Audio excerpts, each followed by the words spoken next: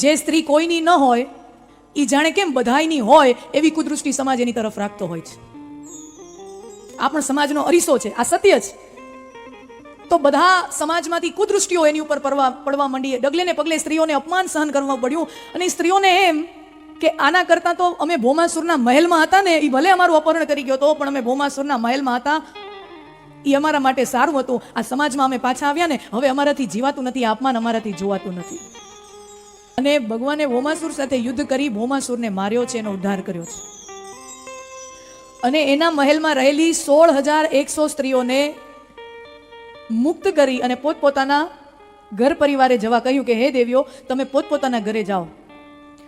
એ 16,100 સ્ત્રીઓ કોઈ પોતાના ભાઈના ઘેર, પિતાને ઘેર, કોઈ પોતાના પતિને ઘેર, આવી રીતે આમ પાછી આવી છે સમાજમાં. પણ આપણે સમાજને તો ઓળખીએ છીએ.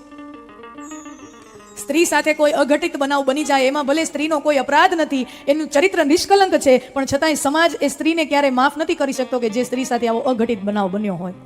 એ સ્ત્રીઓ પોતાના ભાઈને ત્યાં આવી, પિતાને ત્યાં આવી, પતિને ત્યાં આવી, અને બધાયથી જાકારો મળે છે, બધાય દરવાજા બંધ કરી દે છે કે તને તો ભૌમાસુર ઉપાડી ગયો તો અમે તને હવે ન રાખીએ, તને ભૌમાસુર ઉપાડી ગયો તો હવે અમે તને પાછી ન રાખીએ. આવી રીતે 16,100 સ્ત્રી નિરાધાર, ન પતિનો આધાર, ન ભાઈનો આધાર, ન પિતાનો આધાર, કુટુંબ પરિવાર કોઈ નથી, એવી 16,100 સ્ત્રીઓ સમાજમાં નિરાધાર, કોઈ આધાર વગર ફરી રહી છે, જેનું કોઈ નથી. અને આ પણ એક સત્ય છે સમાજનું, જે સ્ત્રી કોઈની ન હોય એ જાણે કેમ બધાયની હોય એવી કુદૃષ્ટિ સમાજ એની તરફ રાખતો હોય છે. આ પણ સમાજનો અરીસો છે, આ સત્ય છે.